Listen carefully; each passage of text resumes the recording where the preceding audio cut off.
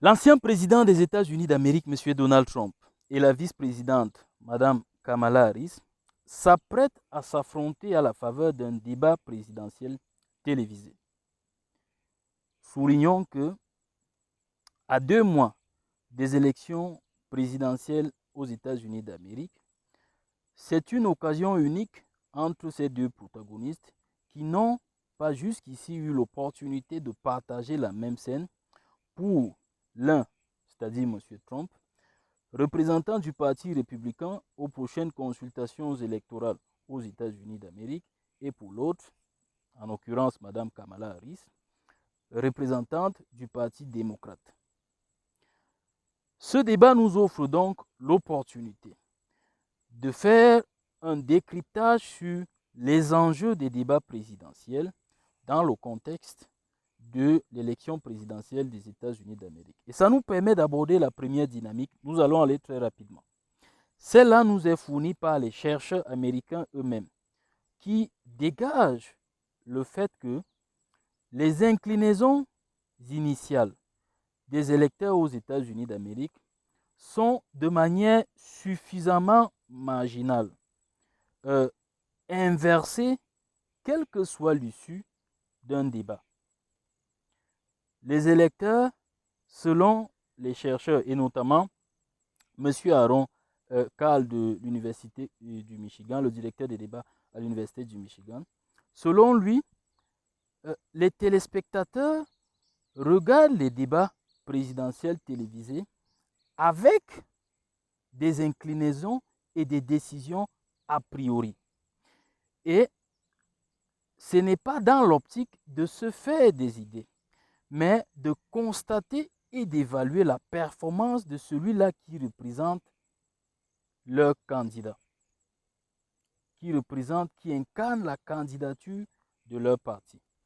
N'oubliez pas qu'aux États-Unis d'Amérique, il existe deux partis principaux qui se comportent comme des institutions, le Parti républicain et le Parti démocrate, chacun des partis défendant une idéologie et un agenda avec des profondes convictions asymétriques, diamétralement opposées. Donc, selon ces chercheurs, les débats télévisés sont regardés par des téléspectateurs qui occupent déjà un énorme passif politique, avec des grands engagements politiques, et donc ce ne sont pas des novices pour la plupart. Et regardent donc ces débats pour évaluer la performance, comme nous l'avons dit tantôt, de leur candidat, du représentant de leur parti. Cependant, établissons quand même une nuance.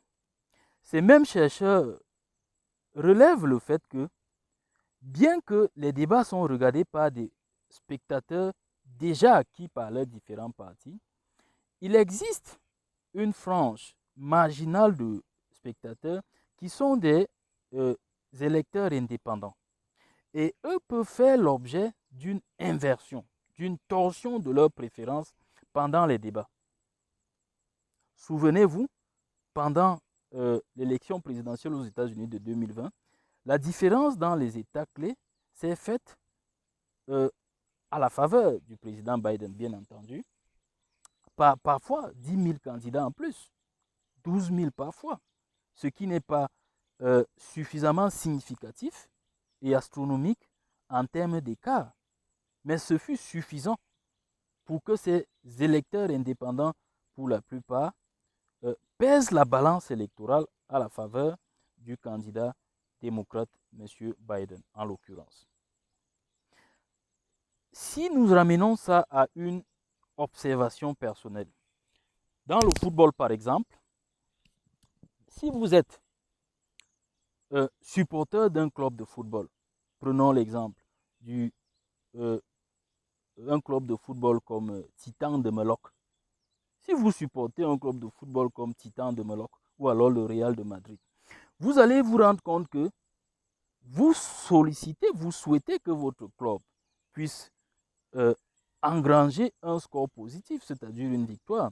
Mais vous n'allez pas pour autant le désavouer si ce club finit par perdre son match. C'est le même principe psychologique qui s'exerce pendant les débats télévisés. Ça, c'est la première dynamique.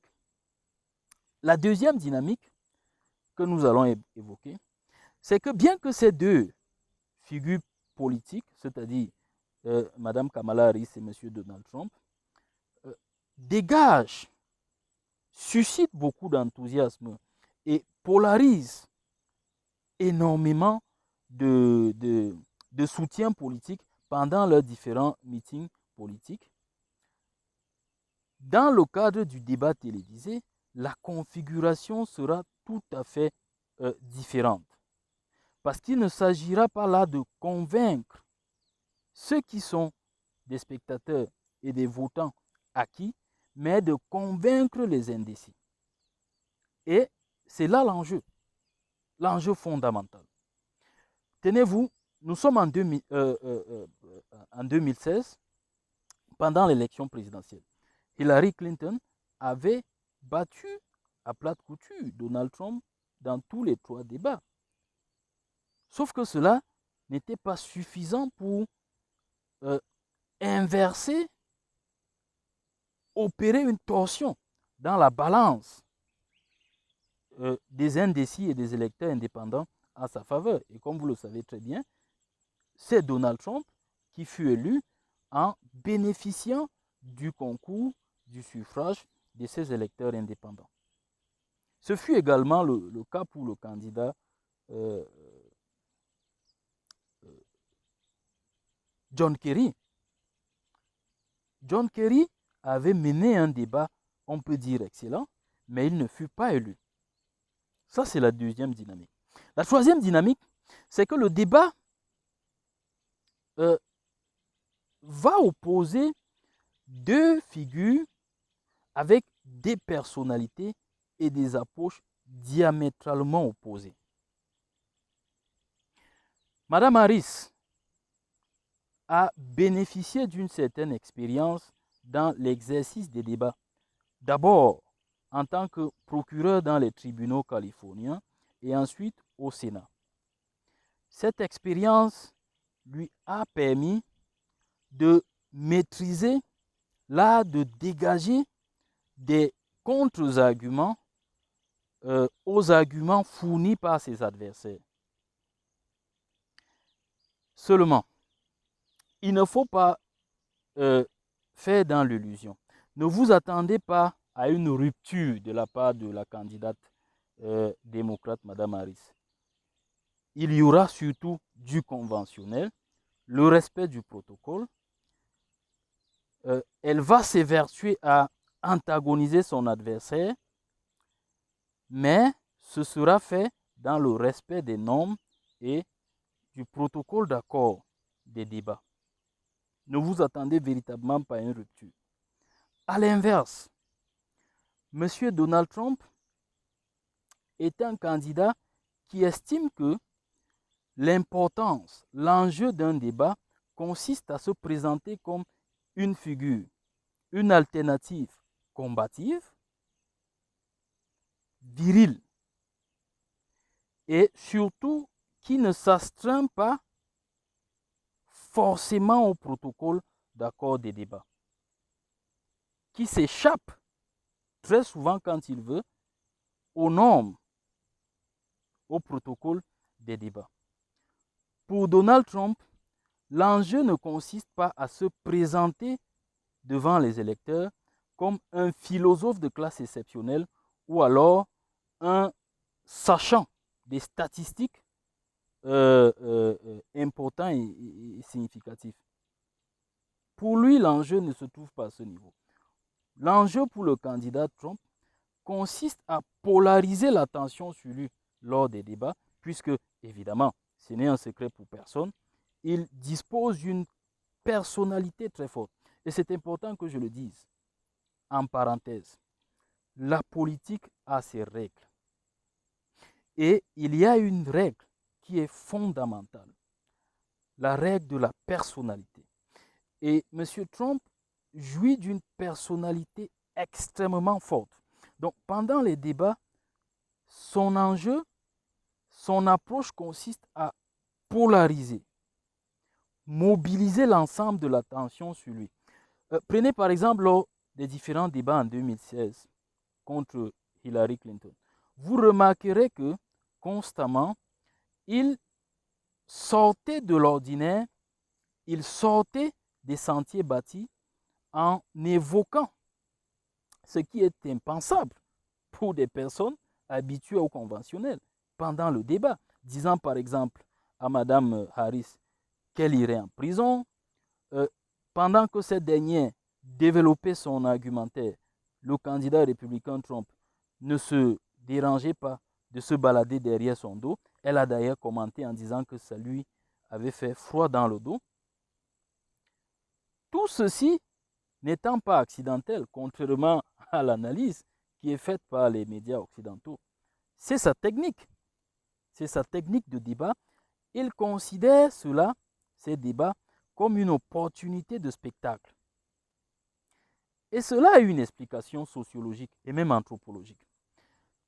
Vous ne pouvez pas construire un capital de sympathie aux États-Unis si vous n'intégrez pas l'idée que c'est le pays, c'est la mère patrie des séries télévisées. Le pays est fortement dépendant, entretient un rapport compulsif avec les séries télévisées et donc les Américains sont naturellement inversés, sympathiques avec les figures qui ont une forte dimension de spectacle, une forte dimension événementielle. Et pour lui, l'enjeu, c'est à ce niveau, puisqu'au bout du compte, il est question de mobiliser la sympathie des potentiels votants et électeurs. Donc c'est ça son approche, l'approche de Donald Trump. Et il faut le dire, en 2016, elle a plutôt bien marché. Avant de conclure, je voudrais ici non pas vous mettre en garde et non pas faire de la prophétie, mais vous faire comprendre qu'il ne faut véritablement pas s'attendre à un reportage de la part des médias occidentaux qui soit en faveur de Donald Trump. Ne vous faites pas d'illusions. Ces derniers vont considérer ce débat comme étant l'opportunité idoine pour présenter Harris comme la candidate par excellence pour gouverner les États-Unis d'Amérique pendant les 4 prochaines années après ces élections présidentielles de 2024. Et vous allez remarquer qu'ils vont mettre l'accent sur les sorties de piste de Donald Trump. Ils vont mettre l'accent sur les points forts du débat de Mme Harris. Vraiment, ne vous attendez pas à ce qu'il vienne nous démontrer Trump comme ayant été celui qui a remporté ce débat. C'est chaque organe, chapelle de médiologie ou alors de radiologie, qui va selon son agenda et son inclinaison politique dégager l'analyse qui est favorable au candidat qu'il supporte, tout au moins de manière implicite. En conclusion, il n'y a pas de grands enjeux dans la perspective d'inverser le résultat et l'orientation des électeurs pendant ce débat. Ne vous y attendez pas. Les votants regardent le débat comme opportunité pour constater, évaluer la performance de leur candidat, non pas pour définir quel sera leur choix, pour la plupart. Cependant, il y a une nuance, celle qui voudrait que les votants indépendants et indécis soient mobilisés à la faveur des deux candidats. Bien qu'il ne soit pas significatif, c'est tout de même une dynamique, un aspect à ne pas sous-estimer. Et pour finir, dans cette conclusion, sachez que ce n'est pas une prophétie, mais les médias ne seront pas tendres envers la performance de M. Trump. Vraiment, il faut s'y attendre. Merci infiniment de nous avoir suivis. Nous vous invitons à vous abonner à cette page pour bénéficier de davantage d'analyses objectives et pertinentes sur l'actualité internationale. Une fois de plus, merci et à très bientôt.